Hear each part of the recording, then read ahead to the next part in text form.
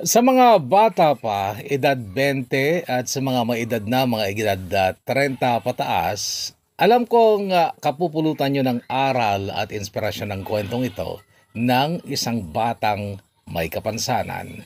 Siya si Kenji. Pero bago yan, paki-follow muna ang ating Facebook page sa mga hindi pa nakaka-follow.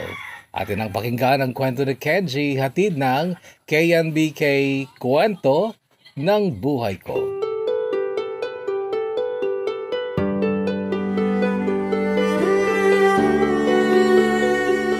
Dear Kakwento, ako po si Kenji, 21 years old, bunso sa 5 magkakapatid. Ang pangalan namin ay si Kuya Kenneth. Sumunod naman sina Kelvin, Keith Ryan at Christian. Kami po ay mula sa isang mahirap na pamilya ng San Esteban, Alcala, Cagayan. Ang mga magulang naming sina Papa Vicente at Mama Elizabeth ay mga magsasaka lamang. Noong ako'y nasa elementarya pa lamang, ako'y tampulan na ng panunukso at pangungutya dahil sa aking kapansanan. Inborn daw ang aking kapansanan ayon kay Mama.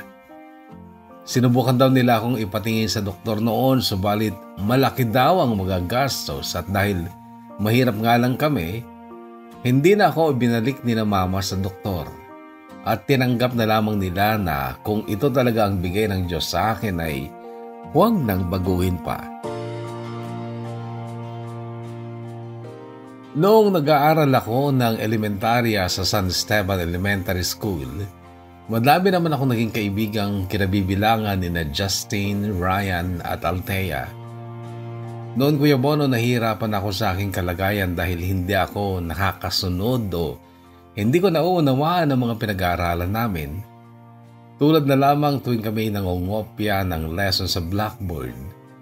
Kailangan kong sumalampak sa sahig, malapit sa blackboard upang makita ko ang sinusulat ng teacher.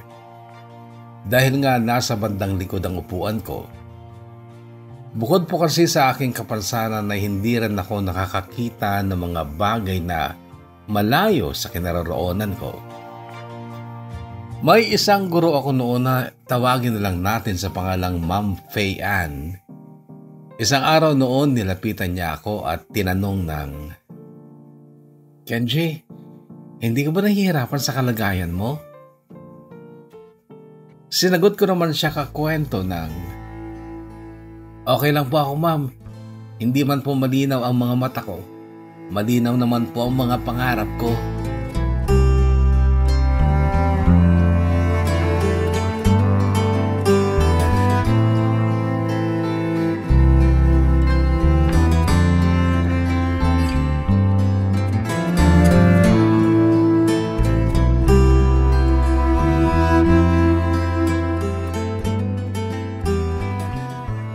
Grade 6 ako nung una kong maranasan ng napakabigat na problema sa aming pamilya. Umaga noon, papasok ako ng school, okay pa naman si Mama, masigla. Dumating ako ng hapon, nakahiga siya sa katre sa salas namin. Nilalagnat daw siya. Masipag kasi si Mama, Kuya Bono. Tinutulungan niya si Papa sa mga gawaing bukid at ayon sa kanila, bago siya nagkasakit ay tinutulungan niya si Papa sa pagdadamo sa aming bukid. Sumunod na araw, may lagnat pa rin si Mama. Binabaliwalan nila dahil akala nila ordinaryong lagnat lang na nadadaan sa paracetamol. Kaso pangatlong araw, gabi noon ay nagsusuka at nagtatai si Mama at hinahabol niya na ang kanyang hininga. Kahit madaling araw noon kakwento ay inutusan kami ni Papa na puntahan si Uncle Peregrino, asawa ng aming auntie Nati, upang madala si Mama sa ospital sa aming bayan. Umiiyak kami ng kuya ko habang tumatawag sa harapan ng bahay ni na auntie Nati. Hanggang sa bumukas na ang kanilang ilaw at lumabas na si Uncle Peregrino at Auntie Nati. Bakit daw madaling araw na'y nanggigising pa kami? Sa tulong ni Uncle Peregrino ay nadala nga si Mama sa Alcala Municipal Hospital.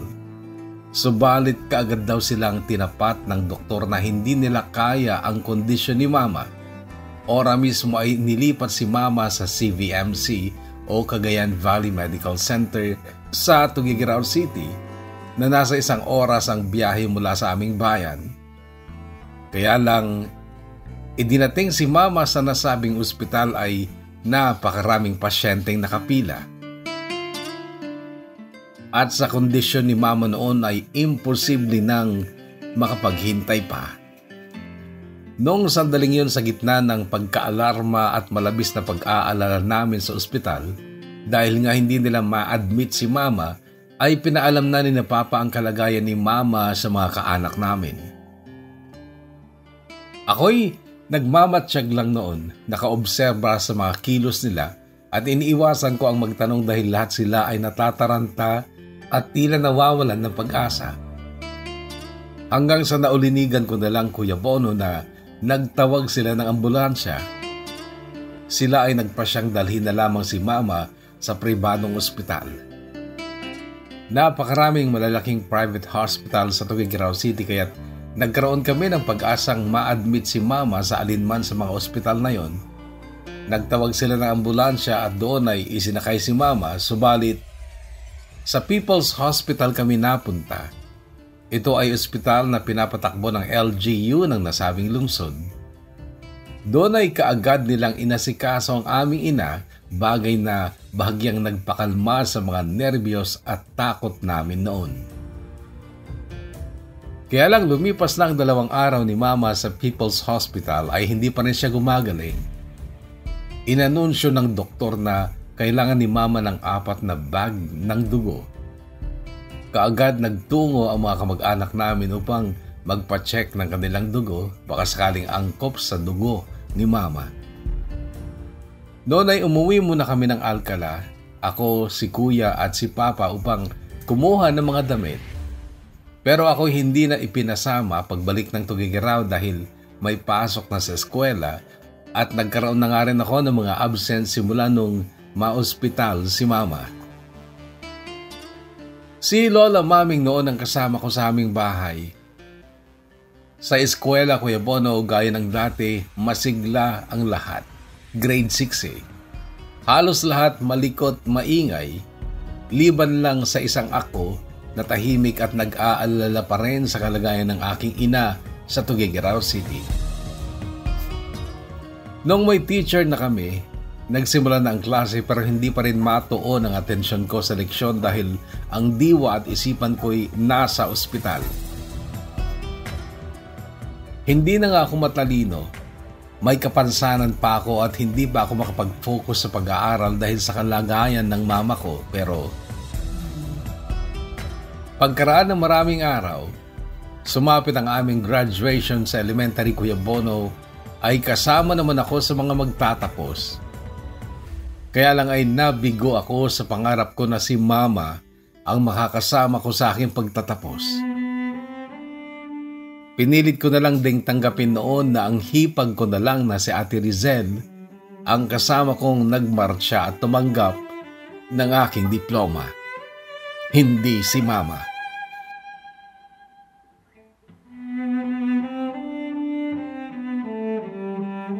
Noong mga panahong magtatapos kasi ako ng elementarya ay nasa ospital pa rin si Mama. Dumating na nga sa punto noon na sinabi ng doktor na anumang oras ay mawawala na sa amin si Mama. Lahat ng kapatid niya ay umuwi upang makita si Mama. Kami ay pinapunta na rin noon sa Tuguegarao upang makasama pa ang aming ina. Kasabay ng bawat pag-iyak ko noon Kuya Bono ay dasal na sana pagalingin niya ang aming ina. 13 anyos ako noon, grade 7 noong mapatunayan ko Kuya Bono na nakikinig ang Diyos sa mga dalangin dahil gumaling si Mama.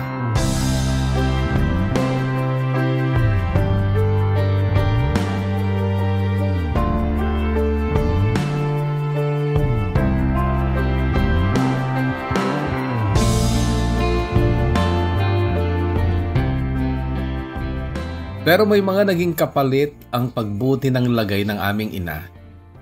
Nung nasa ospital pa siya ay sunod-sunod na nangamatay ang mga alaga naming baboy, maging ang pinakamamahal na kalabaw ni Papa ay namatay din. At ito ay malabis naming ikinalungkot, pero syempre sobra-sobra kaming natuwa nung sabihin ng doktor ni Mama na normal na ang kanyang dugo at siya ay gagaling na.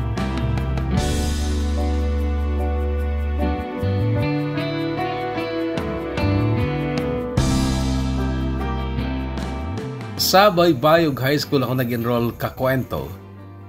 Doon sa kabila ng mga pambubuli ng marami sa akin, ay may mga naging kaibigan pa rin naman ako sa katauhan ni na Angelo John, Robert, Junel at si Glenson.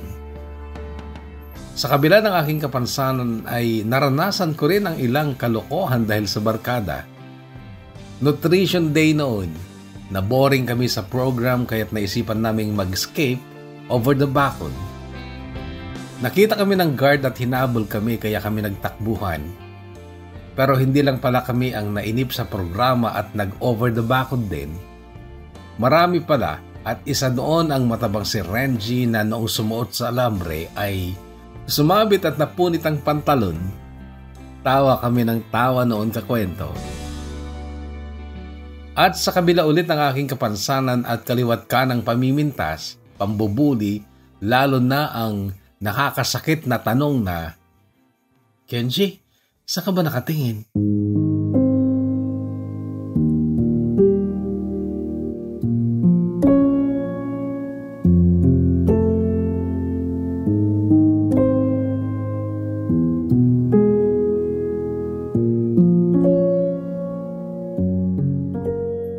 Sa edad na 3, si Kuya Bono ay nagkaroon ako ng pagtingin sa isa kong kaklaseng itago na lang natin sa pangalang Alena. Si Alena ay maganda. Yes, naniniwala ako na sa kabila ng diferensya ko sa mata ay tama ang pagsipat ko sa kagandahan ni Alena. Sakto lang ang kanyang katawan, may talino din, pero may pagkamasungit nga lang. Gayunpaman dahil kay Alena kakwento ay lagi na akong excited na pumasok sa eskwela noon. Oo, duling ako pero hindi lang ako naduling kay Alena dahil nakadama ako sa kanya ng hindi lang paghanga kundi pag-ibig na rin. Sabi ko nga'y masungit si Alena pero may isang araw noon na tumabi ako sa kanya at nanghiram ako ng ballpen, pinahiram niya ako. Sa ganun kasimpleng gesture of kindness niya Kuya Bono, nagsimula ang malalim kong paghanga kay Alena. Simula noon, naging excited na akong pumasok lagi sa eskwela upang masilayan na naman ang kagandahan ni Alena. Sumapit ang Valentine's Day, sa kauna-unahang pagkakataon ay bumili ako ng bulaklak at gumawa pa ng sulat pag-ibig. Pinibigay ko kay Alena subalit wala man lang siyang subalit. Pero alam niyo ba mga kwento na dahil kay Alena ay napagbuti ko palalo ang aking pag-aaral? Napaka-effective ng ginawa at sinabi sa akin ni Alena upang makapag-focus ako sa studies ko. Isang araw noon ay katabi ko si John Robert sa upuan nang dumaan si Alena. Sa wikang Ilocano ay sinabi na John Robert ang ganito, Alena, crush ka daw ni Kenji. Pansinin mo naman daw siya. Hiyang-hiya ako noon dahil sa sinabing yun ng kaibigan ko kay Alena. Napayo ko na lang ako noon at alanganin ng ngiti pero sabik ako marinig ang isasagot ni Alena. Hanggang sa marinig ko na nga ang matamis na tinig ni Alena na nagsabing, Pagad ano ka atangay, baklamet ken madibay tamatana. Sa mga hindi nakakaintindi ng Ilocano, masakit man na ita-translate ko. Aanhin ko naman yan. Bakla naman at pangit pa ang mata niya. O diba? Kahit pa paano, sweet pa rin sa akin si Alena dahil ang sabi ay pangit daw ang mata ko. Hindi niya direktang sinabi na duling ako kahit na siya namang totoo. Gayunpaman ay minardal ko na lang ang espesyal na damdamin ko para kay Alena at nag-focus na nga lang ako sa pag-aaral ko.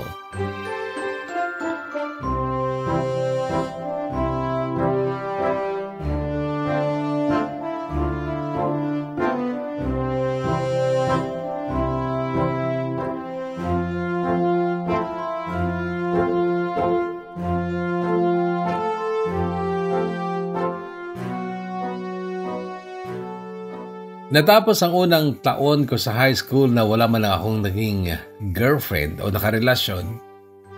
Noong bakasyon ay kinausap ako ni mama na mag-transfer na lang daw ako sa Alcala Rural School dahil mas mura ang mga bayarin doon at mas malapit pa sa amin.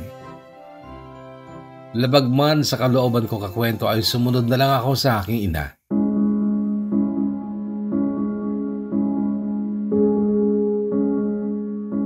Bakasyon, noon ko unang naranasang mabanat talaga ang aking katawan sa mabibigat na mga gawaing bukid. Pag-aani ng mais at palay, pati pagbibilad. Napabayaan ko ang sarili ko. Umitim ako ng husto at parang naririnig ko na ang ipipintas ng mga tao sa akin noon. Duling na nga, negro pa. Gayun po man ay hindi ko pinagsisihan ng mga trabahong yon dahil nakaipon ako ng marami-raming pera. Buwan ng Hunyo, pasukan na naman at ako nga'y nag-goodbye na sa aking dating paaralang Baybayog National High School at nag-hello naman ako sa Alcala Rural School. Nakakapanibago kakwento dahil bagong environment at wala pa akong mga kaibigan. Kalagitnaan ng second year ko sa high school nung may mangyari na namang pagsubok sa aming pamilya. Isang gabi noon ay hindi mapakali si Papa at hirap daw siyang huminga. Naninilaw ang kanyang katawan at nagdidilim daw ang kanyang paningin. Nataranta kaming lahat nung bigla na lamang mawalan ng ulirat si Papa. Humingi kami ng saklolo sa kapatid ni Mama upang maitakbo sa pagamutan si Papa. Doon, ayon sa doktor ay inatake ng alta presyon si Papa. Mabuti daw at nadala kaagad namin sa ospital dahil kung hindi, baka na-stroke pa siya. Muli noon kakwento ay nakadama na naman ako ng takot at matinding lungkot dahil haligi naman ang aming tahanan ang nagkaroon ng karamdaman. Muli ay kumapit kami sa Diyos. Nagsumamo ng walang sawa at sa awa ng Panginoon at sa mga niresetang gamot, makaraan ng isang taon ay tuluyang gumaling si Papa at nakabalik na rin sa pagsasaka.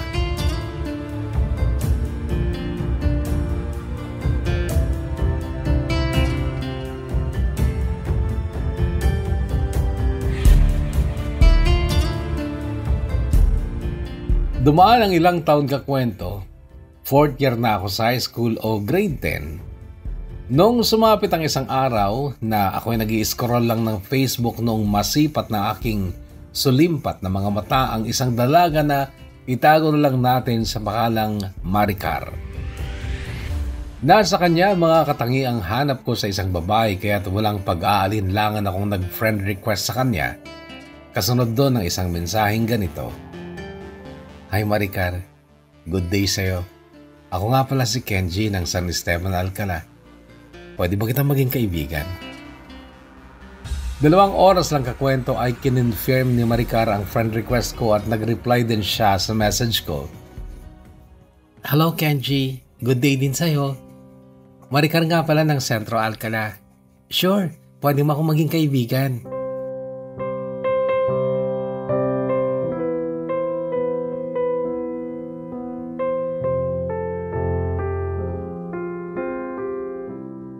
Sa ganun, nagsimula ang pagkakaibigan namin ni Maricar. Halos araw-araw kami nag-chat hanggang sa nagpasya kaming magkita upang patunayang gusto talaga namin ang isa't isa. At malaki ang pasasalamat ko kakwento dahil tinanggap ako ni Maricar. Kaya naman sa wakas sa kabila ng aking kapansanan ay nagkaroon na ako ng first love.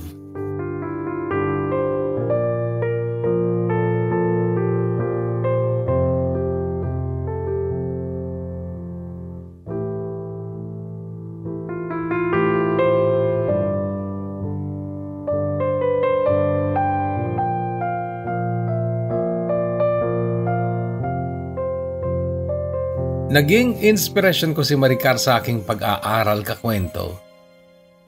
Magkalayo kami ng school. Siya ay nag-aaral sa Afusing National High School.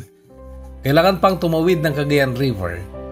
Sasakay ng bangka kung pupunta sa kanila. Awa ng Diyos ay natapos ko ang junior high school kaya lang virtual graduation ang nangyari dahil kasagsagan pa noon ng pandemya. Masaya pa rin kakwento sapagkat sa kabila ng lahat ay unti-unti akong umaangat. Sinong makapagsasabing kahit ganito ako ay nakatapos na ako ng junior high school? Nakaka-proud para sa akin at sa totoo lang ay masaya ako para sa sarili ko. Kaya lang ay nabahiran ng lungkot ang bawat araw ko noon dahil sa naging sitwasyon namin ni Maricar na kalaunan ay nauwi lang din sa hiwalayan.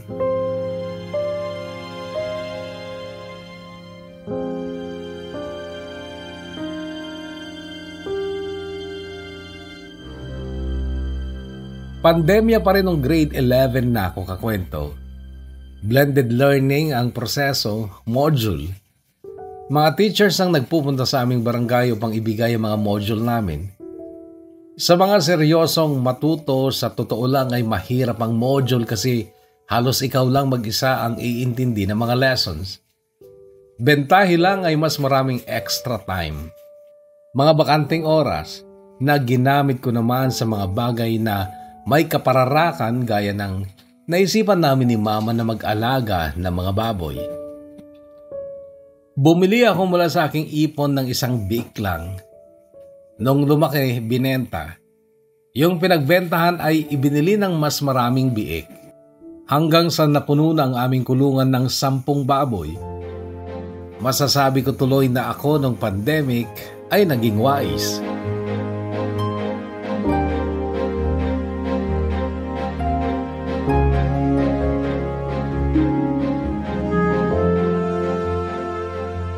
Dumaan ang 1 taon, lumuwag na ang pandemic. Unti-unting naging normal ang lahat at 1 taon na lang Kuya Bono ay makakapagtapos na ako ng senior high school. Noon kakwento ay ipinangako ko sa sarili ko na magtatapos ako ng pag-aaral para masuklian ang paghihirap ng aking mga magulang. Bago ako mag-grade 12, bakasyon ay muli kong ginugol ang aking panahon sa pagtulong sa mga magulang ko sa mga gawaing bukid. That time, mahusay na akong mag-araro at nung matapos ang mga trabaho sa bukid ay nag-construction pa ako. Mabibigat ang mga trabahong yun. Susubukin talaga ang lakas at katsagaan mo. Natanong ko pa nga minsan ng sarili ko noon, ano bang ginagawa ko dito? Bakit masyado ko yatang pinahihirapan ang sarili ko? Then napagtanto ko, liban sa makakaipon na naman ako ng pera ay naisip ko rin na ang mga paghihirap na yon ay isang malaking inspirasyon upang maging mas seryoso pa ako sa pag-aaral ko upang hindi habang buhay kong pahihirapan ang katawan ko sa mabibigat na trabahong mababa naman ang sweldo.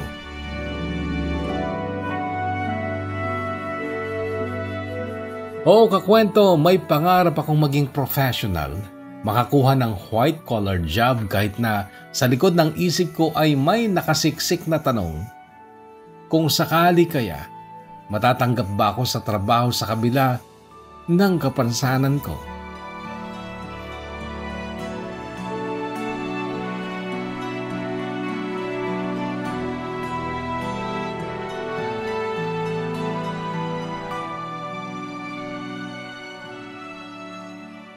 Grade 12, huling taon sa high school ay nagkaroon ako ng mga kaibigan sa katauhan ni na Jerwin, Justine, Mark Dave at Romuel. Sila mga kaibigang masisikap at seryoso sa pag-aaral. Sila ay mabuting impluwensya sa akin kahit na hindi ako gaanong nakakasabay sa mga talino nila. January 2023, dumating naman sa buhay ko si Diana. Nakilala ko lang din siya sa social media. Sa chat ko lang din niligawan most of the time at February 14 ay tinanggap niya ang pag-ibig ko. Nagdulot ng masasayang kulay si Diana sa panghuling yugto ng high school life ko though taga-ibang school at barangay siya. Unang date namin, kakwento ni Diana, ay sinundo ko siya sa bahay nila. Kumain kami ng batil patong sa isang kilalang restaurant malapit sa aming bayan. Sa mga hindi nakakaalam sa batil patong, ito ay isang pansit na sikat dito sa Cagayan. Batil patong. Buenas yata itong pagkain ito sa akin dahil ilang oras lang matapos kaming kumain ng batil patong ay nakapatong na ako kay Diana. Umuwi kasi kami sa bahay nila pagkatapos namin kumain. Hindi kami nakapagpigil kaya't nagawa namin ang hindi pa sana dapat gawin. Gayunpaman ay hindi kami nagsisi dahil ang maling pangyayaring yon ay nagpalalim sa aming pag-iibigan ni Diana ko.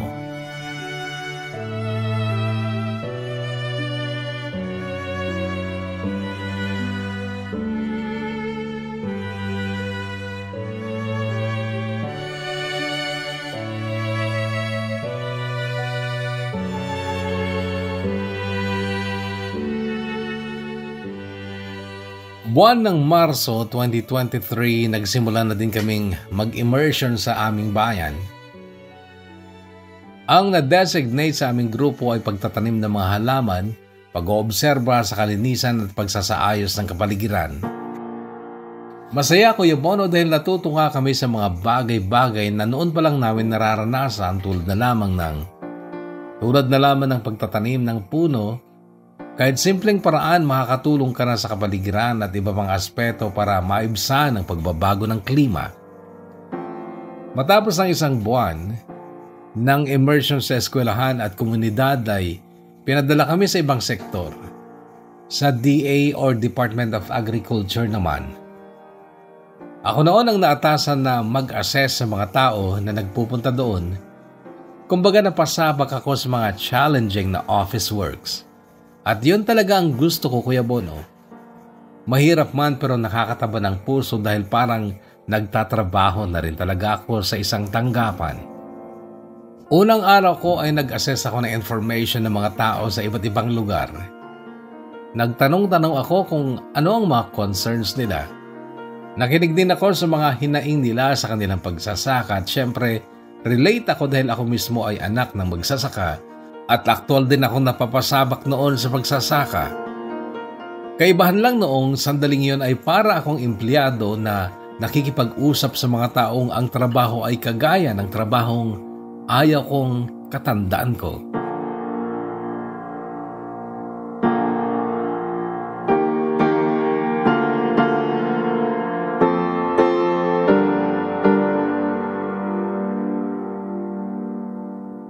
Pero sa totoo lang Kuya Bono ay napagtanto ko na maraming nadagdag sa kaalaman ko tungkol sa estado ng agrikultura at kalagayan ng mga magsasaka.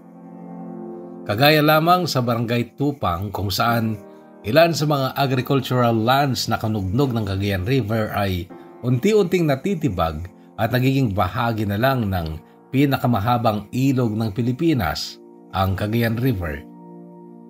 Dahil dito ay naisipan ng Alcala LGU at Penro na tamnan ng mga kawayan ang mga bahaging yun upang maiwasan sa hinaharap ang mas malawakang pagkatibag ng lupa. Ang nagsagawa nun ay lumikha ng grupong Green Wall of Alcala. Kaya naman ngayon ay hindi na lang ang Barangay Tupang ay may kawayanan sa tabi ng Cagayan River kundi maging ang barangay naming San Esteban at mga karatib pang barangay ng Alcala.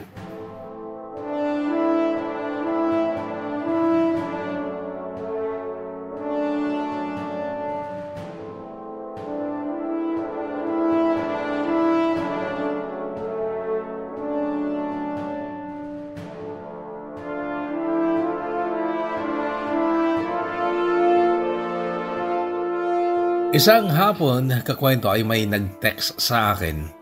Hindi ko kilala ang may-ari ng number. Iyon na pala ang first check-up ko sa Tsuchi, Philippines, Manila. Agad kong tinawagan ang tita kong nasa Maynila. Kinumpirma nito na sasamahan ako. Kaya lang ay hindi pumayag ang mga magulang ko dahil sa ilang dahilan. Una, natatakot silang lumuwas ako mag-isa. Pangalawa, baka kulang daw ang ipon ko. Pero sure ako kakwento na hindi ako kukulangin. Dahil may ipon ako mula sa aking piggery na sinimulan ko noong pandemic. Mula sa isang biik kasi ay naging 10 biik. Kinailangan pa namin noon ang umutang sa bangko ng 50,000 pesos. Pambili ng feeds at mga vitamins. Nakalipas ang 4 na buwan ay malalaki na ang mga baboy. Binenta na namin at umabot sa 200,000 ang napagbentahan. Kinaltas namin ang 50K na pinambayad sa utang sa bangko.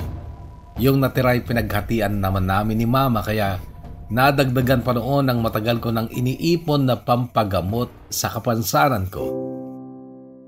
Hindi man naging komportable ang parents kong payagan ako na lumuwas mag-isa ay nagpumilit ako dahil matagal ko nang masidhing hangarin ang malunasan ang diferensya sa mga mata ko. Hapon ng Huwebes, hinatid ako ni Tito sa terminal ng bus sa Tugigaraw. Umaga kasi ng Biyernes ang check-up ko kakwento. Nakakapagod sa biyahe pa lang at sa klinik, para lang hindi ako mawala sa mahabang pila ay tiniis ko ring hindi kumain at inaabot na ng hapon nung ako'y maharap ng espesyalista sa mata na siyang inasahan kong luluna sa aking kapansanang strabismus pero ang naging desisyon ng doktor ay magsalamin muna ako. 5 araw ako sa Maynila, Kuya Bono, dahil doon ako nagpagawa ng aking eyeglasses na mataas ang grado. Makalipas ang 3 araw, nagawa na ang eyeglass ko. Luminaw na ang paningin ko kaya't umuwi na ako dito sa Cagayan at pumasok na ng school matapos ng 5 araw kong pagliban. Sa huling araw ng aming OJT ay nagpasya kami maghanda bilang pasasalamat sa mga nakasama namin sa opisina na sina Sir Senbio at Sir Manuel at iba pang staff doon.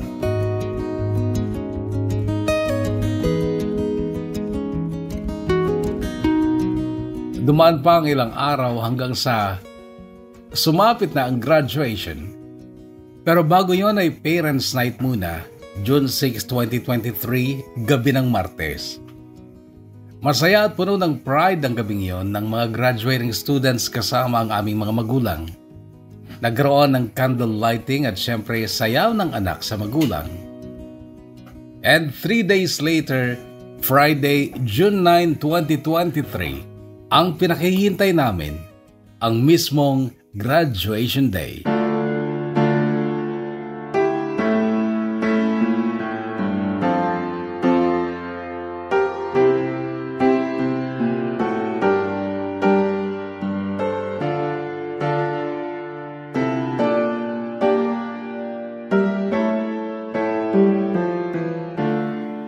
Wala akong natanggap na medalya, Kuya Bono, pero may 4 na certificates ang iginawad sa akin. Kinabibilangan ng mga ito ang pagiging DRRMO o Kalasag Officer sa loob ng 1 taon.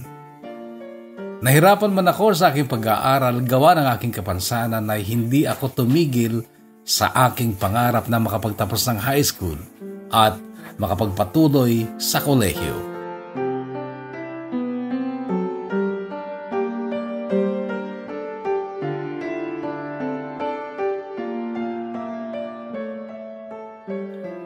Sa kasalukuyan kakwento ay nakatatlong balik na ako sa Maynila para sa consultation ng aking mga mata. Sa susunod na balik ko ay ooperahan na ako. Maghihintay na lang daw ako sa tawag nila. Excited pero natatakot din ako sa pagdating ng araw na yun kakwento, pero as I look back simula nung magsimula akong mangarap, marami na rin ako napagdaanan. Marami na akong challenges and trials na matagumpay na hinarap sa kabila ng aking kapansanan. Nakatapos na ako ng senior high at sabi nga nila, malayo pa pero malayo na. Sa 3 babaeng nakarelasyon ko na, si Diana ang pinaka nag-level up. Naligal kami sa mga magulang namin, may nangyari sa amin at lubos ko siyang minahal kakwento, subalit gaya ng naunang si Maricar ay nauwi lang din sa paghihiwalay.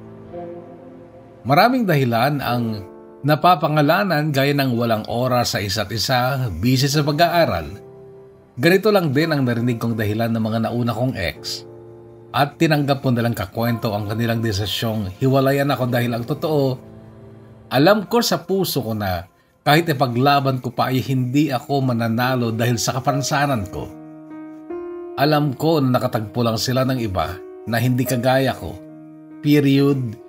End of love story.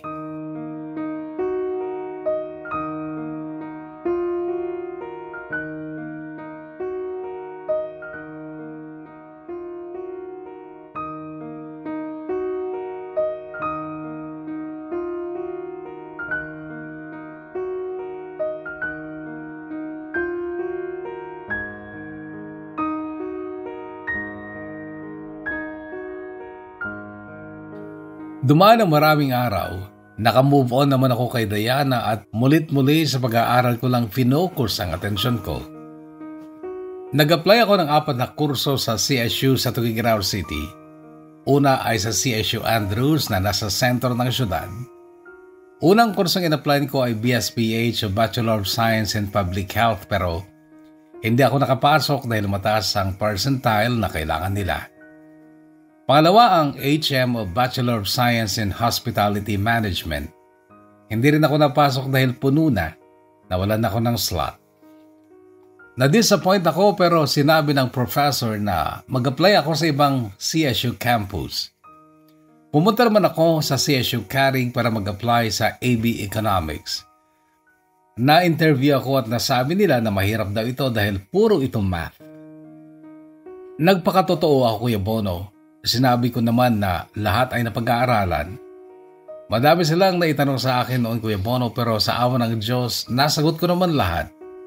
So nakuha na nga ako sa AB Economics pero hindi ko binigay ang mga original na credentials ko dahil naisipan kong mag-explore muna sa ibang kurso.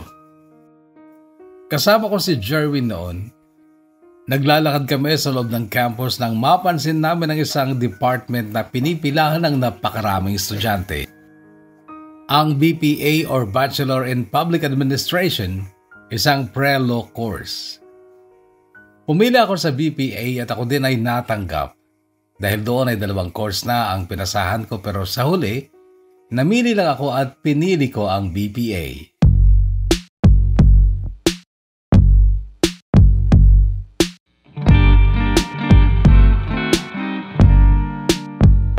So nag-enroll na nga ako at hindi ko pwedeng kaligtaang ikwento ang parting ito ng enrollment ko. Habang nag-fill up ako ng enrollment form ay napalingon ako sa isang babae. Nilapitan ko ito, tinanong ang kanyang pangalan at sinabi naman, Nicole.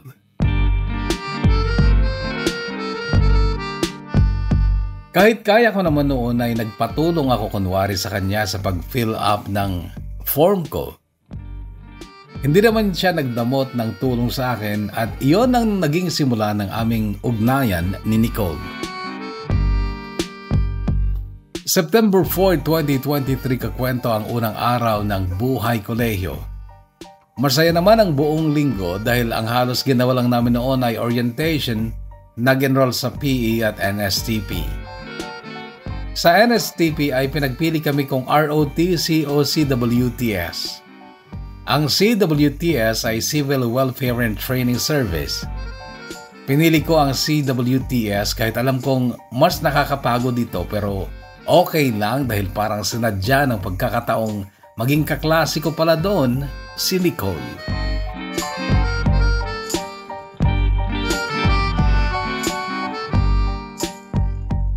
Isang araw sa aming NSTP ay nagkaroon kami ng mahabang oras ni Nicole para makapagkwentuhan. Nalaman ko na choir member pala siya sa kanilang kapilya. Siya ang drummer at mahirap lang din daw ang buhay nila. Dahil nakadalawang girlfriend na rin ako ng Kuya Bono ay medyo makapal na rin ang aking apog na manligaw sa kabila ng aking kapansanan. Well, akala nyo siguro porke duling wala ng karapatang umibig. Mali kayo dahil sinagot pa ako ni Nicole nung ligawan ko ito. Well, masasabi kong swerte lang ito at hindi pa doon natatapos ang swerte ko noong mga panahong yon. Sumapit ang barangay elections. Wala akong balak tumakbo pero kinumbinsi ako ng kababata at matalik ko ring kaibigan na si Mark Dave. Isinama niya ako sa kanyang partido. Kami ay nangampan niya, nagbahay-bahay kami. Noong araw ng bilangan ng boto, kabado ako dahil marami kaming magkakatunggali pero gaya na nga ng nasabi ko na, sinuwerte pa rin ako manalo. Number 2 pa ako sa pagka-SK kagawad na si Mark Dave din ang nagwaging SK chairman.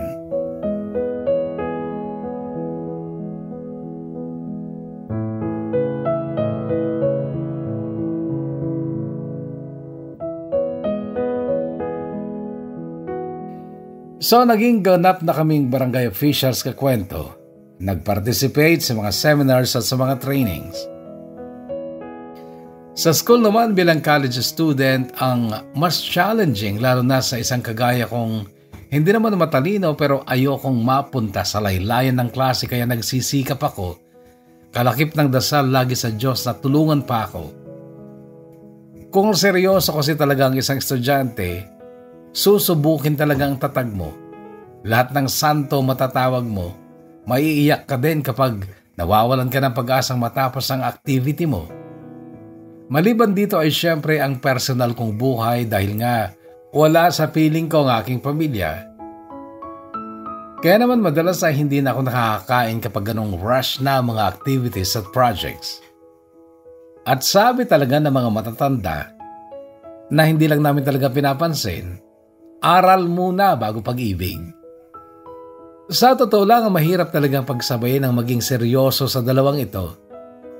Ito rin marahil ang dahilan kung bakit, gaya ng mga naunang dalawa, sina Maricar at Diana ay hindi rin nagtagal si Nicole sa buhay ko. Gayon pa man ay tuloy ang buhay. Dumaan ang maraming araw at isang araw, habang ako'y nakatitig sa salamin ay napansin kong mataba na pala ako at hindi ko ito ikinatuwa. Ito ay nagbunsod sa akin upang mag-exercise na. Kasama ko madalas sa mga kaibigan kong sina Darren at Ryan sa pagja-jogging mula CSU Carig hanggang Kapitolyo. Nagkaroon din ako ng mga kakilala na taga-ibang schools at ibang CSU campus. Kasama doon si Benjaline na siya kong pininturyang maging kaibigan kaya lang wala pa daw sa kokote niya ang pumasok sa relasyon dahil ang totoong dahilan kung bakit siya nasa tugig raw ay para mag-aral. Dahil mayroon siyang pangarap na balang araw ay masuklian ang paghihirap at sakripisyo ng kanyang mga magulang. Well, at least valid naman ang kanyang rason ng hindi pagpayag sa akin na ligawan siya.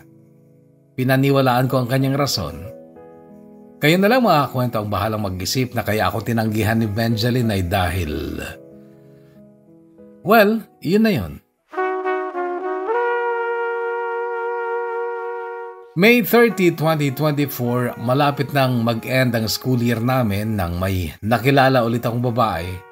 Siya naman si Jess. Isa siyang civil engineering student.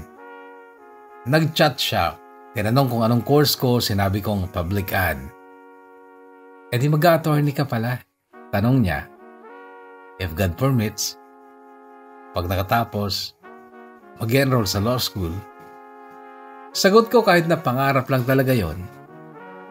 Ganon ulit ka kwento. Walang araw na hindi kami nagpalitan ng mensahe sa messenger ni Jess.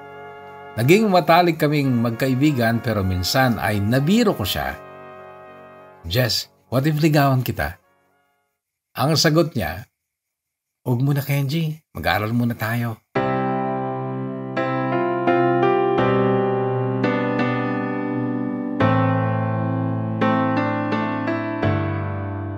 Natapos ang school year, masaya ako dahil nakasurvive ako sa unang taon ko sa kolehiyo. Malayo pa pero malayo na. May awa talaga ang Diyos mga kwento dahil may mga araw na nahihirapan tayo pero ang paghihirap pala na yon ay ang magsisilbing lakas para makayanan natin ang mga pagsubok. Naipasa ko lahat ng subjects ko kahit hindi ako kasing talino ng iba. Sipag lang talaga at tiyaga at ang walang kasawaang pagdarasal. Bakasyon na ulit at narito ako sa piling ng aking mapagmahal na pamilya dito sa San Esteban, Alcala. Muli ay ginugugol ang bawat araw sa masipag na pagtulong sa aking ama't ina. Gawaing bukid as usual. Pansamantala hanggat hindi pa ako nakakatapos sa aking kurso. Sa pag-ibig ko, aminado akong iniibig ko na si Jess pero wala pa kaming label. Magkaibigan pa lang kami at okay lang yun sa akin dahil pareho naman kami ng layunin ang mag-aral muna. Pasalamat na lang muna ako dahil nananatili ang aming masayang komunikasyon ni Jess. At gusto ko talagang isipin kakwento na darating ang araw ay magiging more than friends kami ni Jess. Malayo pa pero malayo na. Nasasabi ko na rin ito kahit na isang taon pa lang ang natapos ko sa public ad course ko. Kung ipahihintulot ng Diyos, pangarap ko rin talaga makapasok sa law school and who knows, baka maging abogado din ako someday.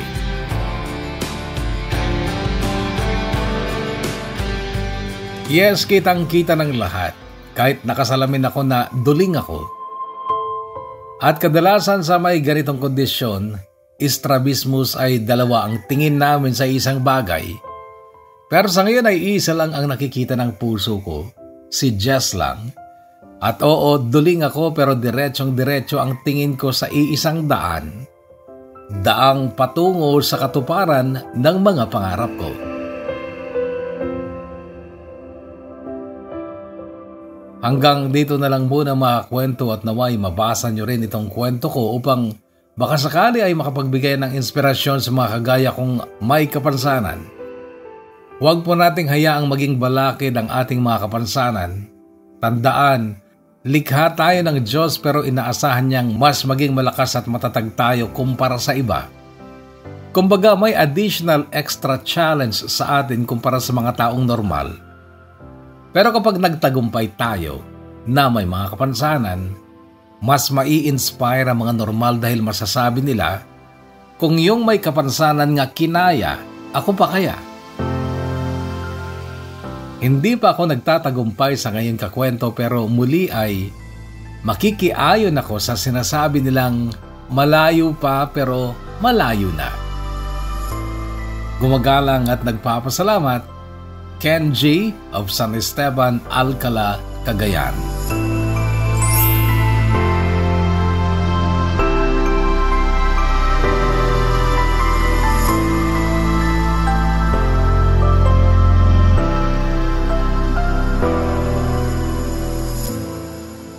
Kenji, maraming salamat sa pagbabahagi mo ng iyong kwento sa amin. I know na bitin sa iba sapagkat wala ka pa sa punto ng buhay mo na dapat meron ka ng tagumpay na ipagyayabang. Ganun din yung estado ng puso kung saan maligaya ka na at kontento kasi bata ka pa naman at ang wish na lang namin sa iyo sana ay maging diretso talaga ang tingin mo sa daan patungo sa tagumpay. Tama ka, malayo pa pero malayo na sapagkat sa isang taong may kapansanan kagaya mo, talagang malayo na. Meron akong kaklase actually, elementary, kagaya mo, and bumalik ako dito sa Isabela 2021 and only last year yata na nakita ko siya ulit. Hindi naman sa pang-down, kaya lang siya ay nagka-car wash. Ka-age ko siya. So sana ay hindi rin siya nagkaroon ng inferiority noon, at sana mas malayo rin ang kanyang narating. Pero hopefully ay sa kanya yung car wash. Hindi niya ako na-recognize, hindi niya ako nakilala. Kasi hindi niya ako kinausap. At hindi rin naman kami close kasi nun kaya hindi kami nagbatian. Okay? And sana matupad ang mga pangarap mo sa buhay at sa lahat ng kapansanang nakarinig sa kwento o lahat ng may kapansanang nakarinig sa kwento ni Kenji, sana kapulutan niyo ito ng aral. Naging Kenji, God bless you and your family. At ngayon sa ating mga shoutout, first 20 lamang. Adele LC, thanks Kuya Bono, abangan ko yan. Shoutout Kuya Bono, pabati ako ng happy birthday ngayon. Kailan ba ito? 2 days ago, so belated happy birthday na siguro. Adele, kabatbat abangers mo here in Hong Kong from Santiago City. Thank you so much Adele LC. And Vicky M. Batarina. Always abangers here in Taiko, Hong Kong. Pa-shout out din sa ate ko na laging nag-aabang na si Elsa Batarina. Ingat tayo lagi. Thank you and God bless you too. Galasi Guting Lin, shout out to you. At pa-shout out to the people of Ilagan City. Sa anak ko po si Alexander Galasi at sa asawa ko Michael Galasi listening here in Singapore. Maraming salamat Lin and Jen Baruga Mangulad, shout out to you dyan sa saan ka na nga? Hong Kong ba yan? Anyway, Ina ng Etasem, pa-shout ko iba listening here in Hong Kong. Irma Evangelista, salamat sa pakikinig dyan sa Hong Kong din. Julia Garcia Garasi, pa-shout ko iba always banger here in here at advance happy birthday sa'yo. Yeah, today is my birthday. Maraming salamat sa lahat ng bumate. Sodla o Arlene, shout kay Bono, Arlene Aldos ng Malaysia. Aldos pala yun. Arlene Ubuan Balwang, salamat Kuya Bono. Shout out listening here in Singapore. And mahaba ito. Karen Sapphire Kimau Kapuyan, hello Kuya Bono, pa-shoutout po. Kaming lahat nandito sa Hong Kong, lalo na Kina, Ruth Lumitap Kimau, Christy Balwang, Mia RB Olaw, Brian Mel, Jeff Shane Asheron, Efam Hisiri Swarek. At ano to? Asunsyon, ba't kasi binabaliktad nyo? Ang hirap basahin. At sa lahat ng Aberdeen family ko, pati na din po sa Pinas at SG po, sina Auntie Gurbak Ubuan Balwang at Sally Bagsiao, at sa magandang staff ng Sniper Zone Gun Shop, Rosalina at W. Jane Kimau. Thank you po, Kuya and Mo Power. Maraming salamat, Karen Sapphire Kimau Kapuyan. Shoutout Kuya, shoutout kay Rahima Sanday Budi dyan sa Cotabato City. Shoutout kay Rahima. Get well, okay? And Mi V. Montañez, shoutout to you. Sethi Randuaca Gurbak Baluang, shoutout to you. Ganun din, Laika Valiente, I want to share my story too. Because of this age, I face challenges that maybe not only me but a lot of faces. We'll wait for that, Laika. Yang, pa-shoutout naman Kuya Bono, always a banger here in Isabela Province. Pa-shoutout sa mga anak ko na si Maria Faye Bad Maria Isabela Respicio, thank you po and God bless. Yang, maraming salamat. Let Valdez, shoutout to you. Ganun din kay Ann Ignacio, shoutout to you. Dang Balubar, happy Monday Kuya Bono, pa-shoutout here in Yaomi, Hong Kong. Yaomati, Hong Kong. Nakabang sa bagong stories, thanks po. And Mark Queer Palco Quare, shoutout Kuya Bono from Dublin, Ireland. Magbabahagi din ako ng kwento ko sa tamang panahon. Maraming salamat Mark, at aabangan namin yan. And Moises de la Cruz, shoutout kay Ma'am Ella Reyes Corcuera at sa partner niyang si Joseph. And KC, shoutout Kuya Bono from Ilocos Norte. Art Ramos, maraming salamat sa iyo. Bayputi Buayan II, balang araw, di lang kwento ng ibang papakinggan ko dito kundi sariling kwento ng buhay ko. We'll wait for that also. And Alpha Gayap, shout out to you. Maricel G. Mesana, thank you sa new story. Your Kuya Bono, always a banger here. Pag shout out naman po sa asawa ko, Eduardo Mesana, thank you and God bless you too.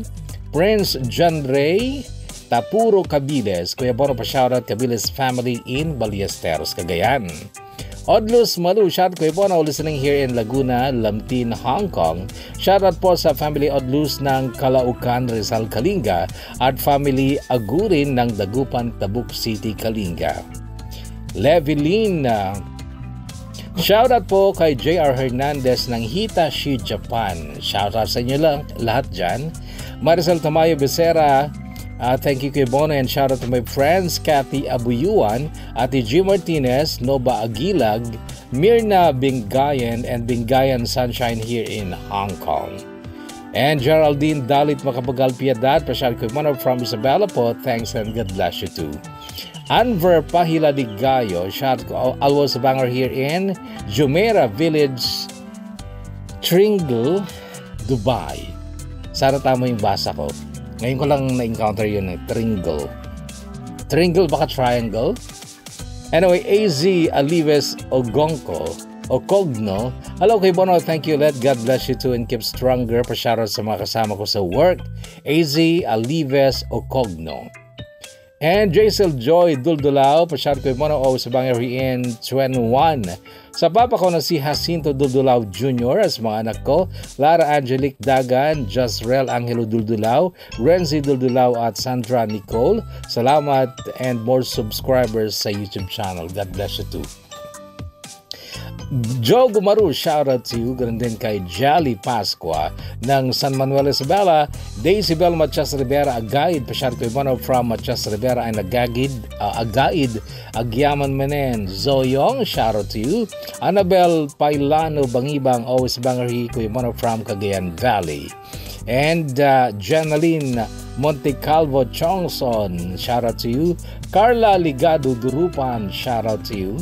And Maylin Kuntapay Zinampan, Tamang Elmer, more power to your channel. Maraming salamat. Olivia Pulido Tasio, pa-shout sa lahat ng mga adik sa programa mo Kuya Bono, lalong-lalo na dito sa Baguio, Nueva Vizcaya.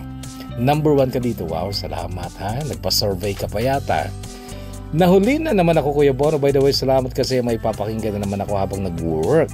Shoutout nga pala sa mga taga-Tumawini na laging nakikinig, lalo ng aking ina na si Tess de Los Santos. Solid listener mo siya Kuya Bono. I love you and miss you Mama Lee de Los Santos ng Jeddah, Saudi Arabia.